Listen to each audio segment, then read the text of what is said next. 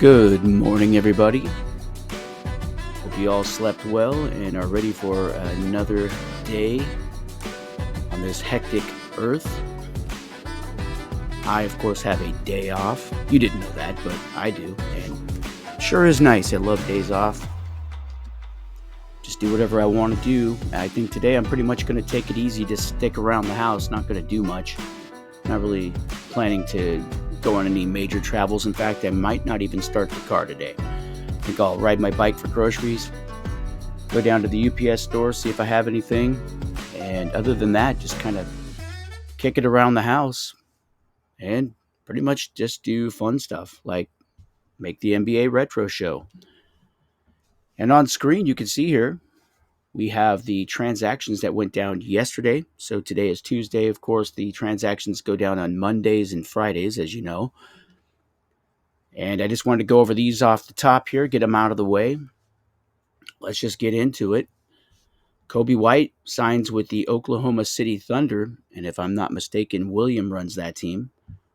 And let's just take a quick look at Kobe here.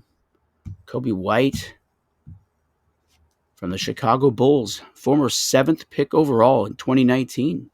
He was a free agent out of North Carolina. And Kobe White, not making much money, obviously, his career not out to the kind of start that he had hoped. In recent games, Kobe doing all right, playing 32 minutes, plenty of minutes, about 10 fantasy points per game. So that on the 48-minute average doesn't really add up too much. But you can see here, not really getting to the free throw line a lot based on those field goal attempts and points, I would say. But decent in the assist numbers, decent on the defensive numbers. Two steals, 2.3 steals to 1.3 turnovers. I like those numbers. So Kobe White signs with the Oklahoma City Thunder. That's the team that William Slavy runs. Oh, let's move along here. Philly got involved. The 76ers, I believe Jeff Just is in charge of this team. Jabari Walker released. And Jabari, is he not a rookie, if I'm not mistaken? He was a second round. No, he's not a rookie. He's a second-year player. He was drafted in the second round by the Trailblazers out of Colorado. And Jabari, in recent times, playing a few minutes. I mean, honestly, not the worst 48-minute stats I've seen. He'd be getting about 24 points per 48 minutes. That's fantasy points. But not really playing a lot. In the future, like I talked about yesterday, that the way we're going to do things, we're going to have minutes filled instead of just gross statistics. A guy like Jabari Walker could be worth something, as he is fairly productive per minute. I'm not really shooting the lights out, not a great offensive player, but he'll give you something perhaps in the rebounding categories. He's not taking a lot of shots, so he's not wasting a lot of shots. You got to think of it that way. When you're out on the court, it's not enough to take shots. You don't want to waste shots because you're potentially taking shots away from players who might be better offensively than you are. And that's why ball hogs suck. Guys who take a lot of shots, maybe they score a lot of points in the end, but that's only because they're taking so many damn shots. And imagine if they would just distribute the ball a little bit to the guys who could take higher percentage shots, perhaps, then the team overall would probably do better. So Jabari Walker is released by Philadelphia. In his place is, I might butcher this name, Moussa Diabate. Should check the pronunciation, but I don't have time for all these things. Diabate picked up, as we said, by Philadelphia. And, he was, give me a second here. Diabate is a rookie. Not a rookie, second-year player again, second-round pick last year by the Clippers. And in recent times, looks like Diabate has been playing fairly well. A couple of games played during the November 7 to 13th period. 2 games, 13.7 minutes. And shooting all right, 4 attempts to 6.5 points. So he's fairly efficient with his attempts. little bit of rebounds, not much otherwise, but 10.65 fantasy points in 13.7 minutes. Those are good per minute numbers. And again, in the future, this is a guy that might be fairly valuable. And he was seen as such by the Sixers, by Jeff Just, who's just signed him to a free agent contract. Next up, we've got the Guardians, also run by Jeff Just. He released Moses Moody. And let's take a closer look at Moody. Moody in his second year. He's got 2 years under his belt, so he's in his third season, I guess. He was drafted in 2021, 14th overall by the Warriors. And let's just look at the recent numbers on him. Yeah, I can see why he was released, not really doing much in the previous game period from November 7 to 13. Before that, though, not too bad. No, pretty bad here, actually. 17 minutes with just 4 fantasy points. This last period, 15 minutes played, 6 fantasy points. Yeah, I can see why Moody was released by the Guardians. They picked up Alec Burks instead, the guard from Detroit. And Alec Burks, in recent times, just 1 game played since October the 31st, even probably before that.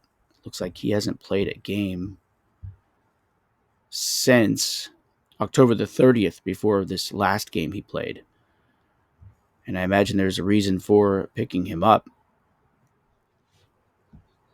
Burks does add a little bit of veteran leadership to the backcourt for the Guardians, as they do have a couple of young guys over here in this guy that keeps coming up, Brandon Pajemski, the guy I keep messing the name up of.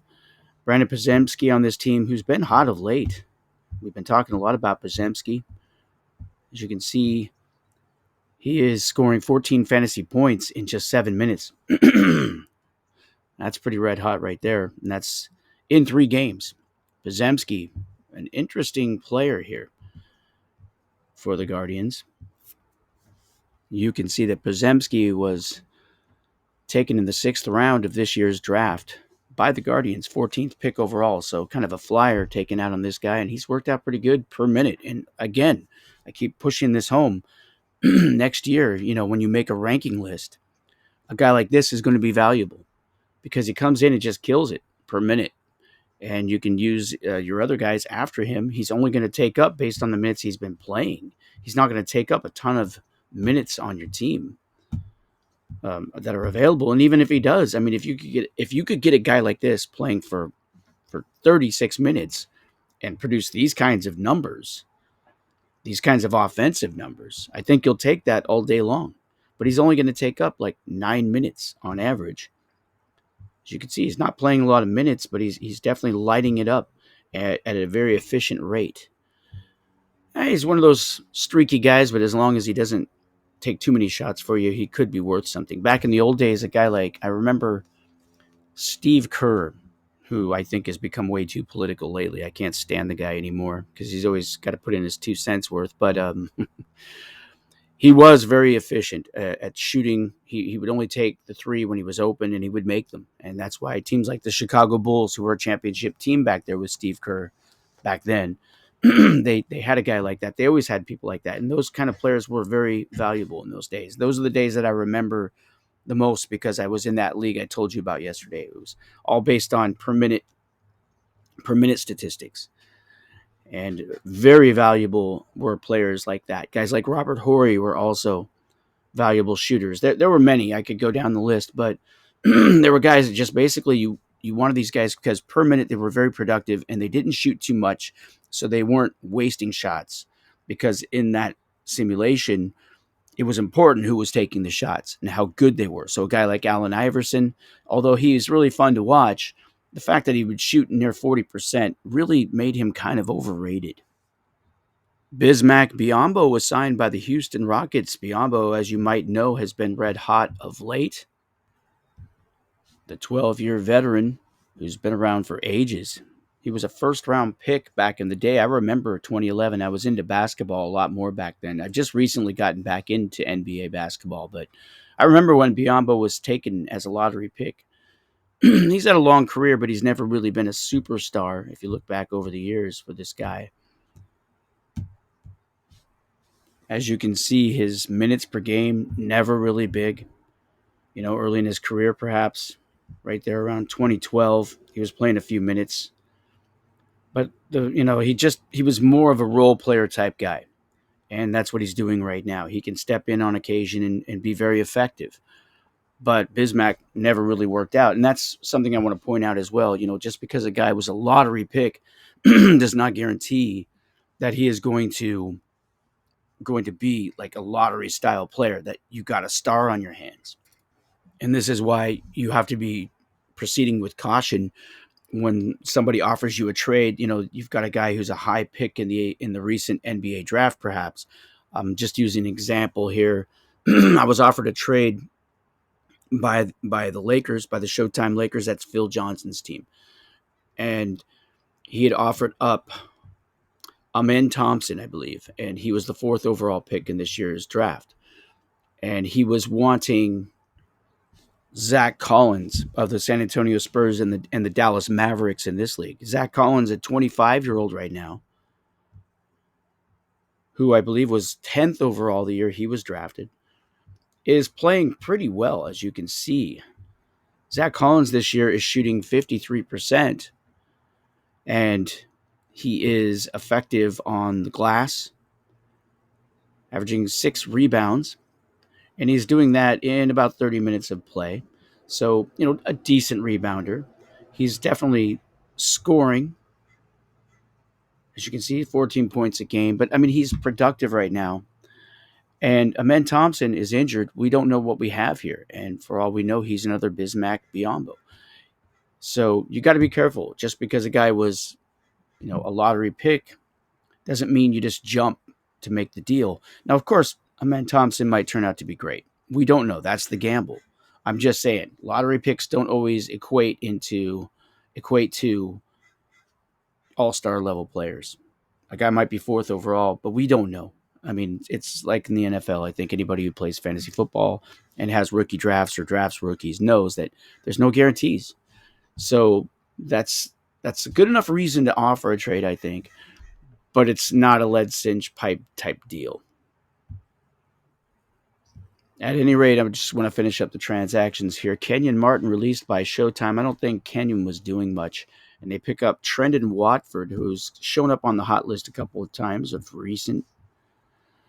And Watford here, let's have a look at the recent activity. Yeah, 18 minutes a game, 11 fantasy points. Pretty strong numbers there, not too bad.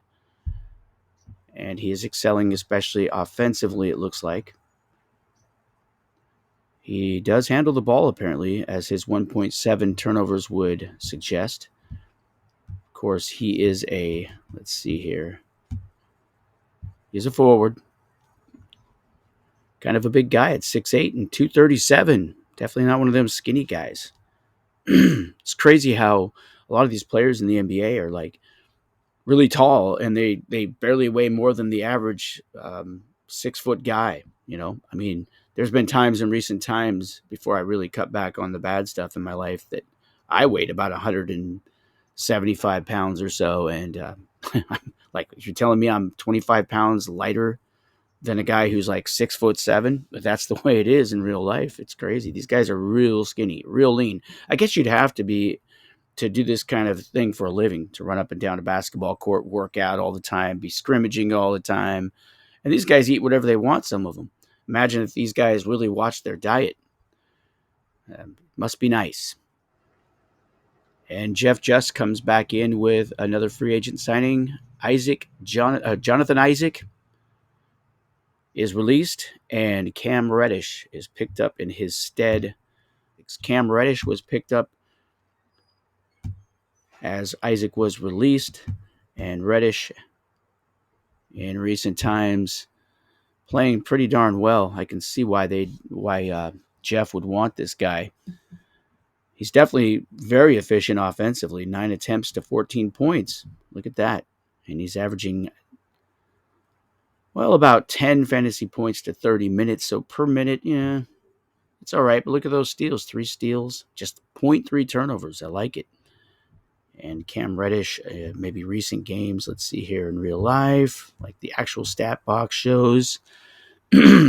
Reddish played quite a few minutes his last time out, so that could be one of the reasons he was picked up by Jeff.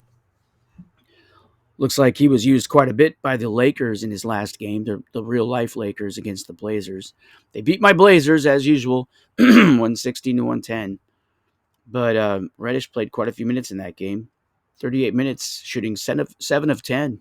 Not bad. Well, I took a lot of time on the free agents, so I'd like to spend a little less time maybe on the hot players from last night's action. You got Pascal Siakam, or is it Siakam? At any rate, he's a member of the Boston Celtics in this league. Of course, he plays for Toronto in real life. That's Denny Copeland's team. He runs the Boston Celtics. So I haven't talked a lot about Denny's teams. Denny runs Chicago and Boston. They're both struggling a little bit this year. Surprisingly, Boston is one of the teams that beat the Saints this year, my team, in this league. At any rate, Pascal scores 23 points on No, he scores 39 points on 23 attempts in 38 minutes of play. He had 11 rebounds, 7 assists, 3 steals, 6 turnovers. So he handled the ball quite a bit, but pretty strong game. He was the number one performer from last night. And free agent, or not free agent, but Domantas Sabonis of Sacramento Kings in this league. They do not have an owner. He was second on the list last night. Played 35 minutes, scored 23 points on 10 attempts. He's always good offensively. 9 rebounds, 10 assists, and 2 blocks, 3 turnovers. But, Domantas plays quite a bit. He handles the ball quite a bit. Denny Copeland with another player on the list, Nikola Vucevic, shows up playing 36 minutes. He scored 26 points last night. Good rebound numbers, 11, 5 assists, 1 turnover only, 1 steal, 1 block. Good game there. William Slavy's Scotty Barnes, who's been hot all year long, the 22-year-old, with another strong game. 38 minutes played, 9 rebounds, 4 assists, but he had 5 steals and 1 turnover. But hey, you'll take that ratio all day long. So William, who has a hot team with the Houston Rockets, and I know William personally. He works with me here in San Diego, and he was voicing his frustration, saying his team isn't that good. Okay, Slavy, I'll take those 2 losses to, what is it, 13 wins on the season or whatever it is. Maybe it's 9 wins. God, let me have a look here. Yeah, 9 wins, 2 losses. Yeah, that's real rough. Must be hard. At any rate, moving along with the free agents, we were on Barnes. Giannis Antetokounmpo coming through for Ben Johnson's Detroit or Fort Wayne Pistons. He played 35 minutes, scored 35 points on 22 attempts. Of course, Antetokounmpo is one of the elite players of this league. 11 rebounds. Good game there by Fort Wayne Pistons Giannis for Ben Johnson. Coming in 6th on the list is a minutes guy, a low minutes leader, Bobby Portis of the San Antonio Spurs. That's a team that needs an owner in this league. He had 44 fantasy points per 48 minutes. He played 26 minutes, scored 19 points on 10 attempts. Strong game there. Daniel Gafford, another guy that plays for a team without an owner, the Dallas Mavericks. He had 44 fantasy points per 48 minutes. He was a low minutes leader. 26 minutes in the game. He had 14 points on 7 attempts. 9 rebounds, 3 assists, 1 steal, 3 blocks, and 2 turnovers. Jason Tatum, William Slavy's team, once again, the Houston Rockets. Tatum, a star in this league, but he's one of those guys that the Celtics fans are frustrated with because they want him to be even more. But look, the guy's only 25 years old. Give him a break. He's already outstanding, and he's only going to get better, you would think. He scored 35 points on 23 attempts. You like the offensive efficiency there. 6 rebounds, 7 assists for Jason Tatum of the Houston Rockets in this league and the Celtics in real life. William Slavy's guy. And finally rounding out, no, not quite, Mark Jones gets the number 9 guy from last night. Keegan Murray, 23-year-old forward from the Kings. and the Carolina Copperheads in this league. He had 25 points on 13 attempts in 38 minutes, 8 rebounds, 1 assist, 1 steal, no turnovers. And finally, rounding out the top 10, a free agent, Torrey Craig. We've talked about Craig in recent times. He's a hot free agent. At some point, somebody's got to be interested in this guy. He had 42 fantasy points per 48 minutes. He's also a low minutes leader, just 23 minutes in the game. He excelled in rebounding, 12 boards, 7 offensive. He had 2 assists and no turnovers. And that rounds out your top 10 hot players from last night. A look at hot rookies from last night. Once again, Bilal Coulibaly of the Fort Wayne Pistons in this league. He had 19 fantasy points in 33 minutes. Strong game there. 7 field goal attempts, 10 points, 7 rebounds, 3 assists, 3 steals, 1 block, no turnovers, most importantly. We also have the Denver Nuggets, Grady Dick. The Nuggets are run by A.J. Nardi, the rookie from the Toronto Raptors, with a strong game last night.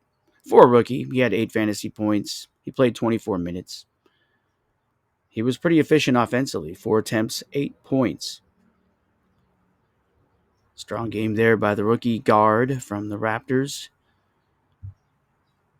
We also have, I'm going to have to pull up this name to get it.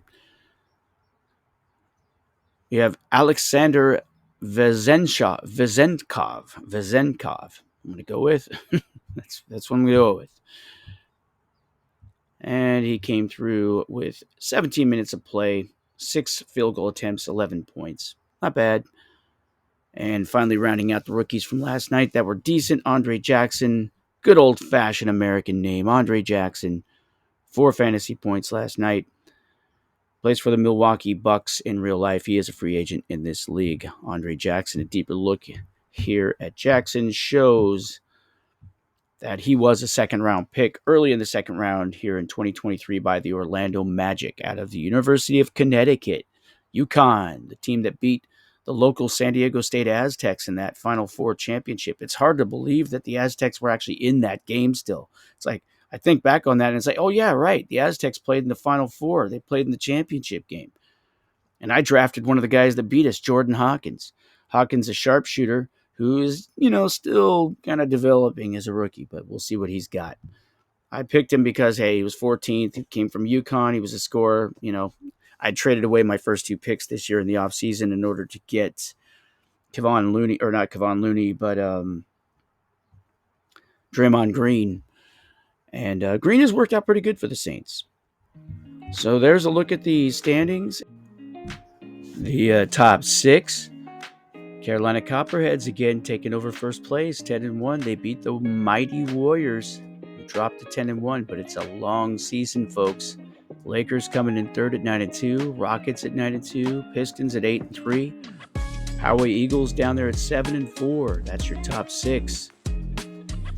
Well, that's going to do it. I'm going to relax the rest of the day like I talked about, pretty much do a lot of nothing. A little bit of errands maybe. Enjoy a nice sunny day. Rain is coming tomorrow, they say. But here in California, a lot of times, it might pour a lot of times, but it's not supposed to do that this week. I think it's only supposed to be like, just a little bit of here and there rain. One of those kind of days. And the sun will be back soon enough. Thanksgiving is just around the corner, everybody. So hope you got your plans in order, and I'll be talking to you guys soon. Take it easy.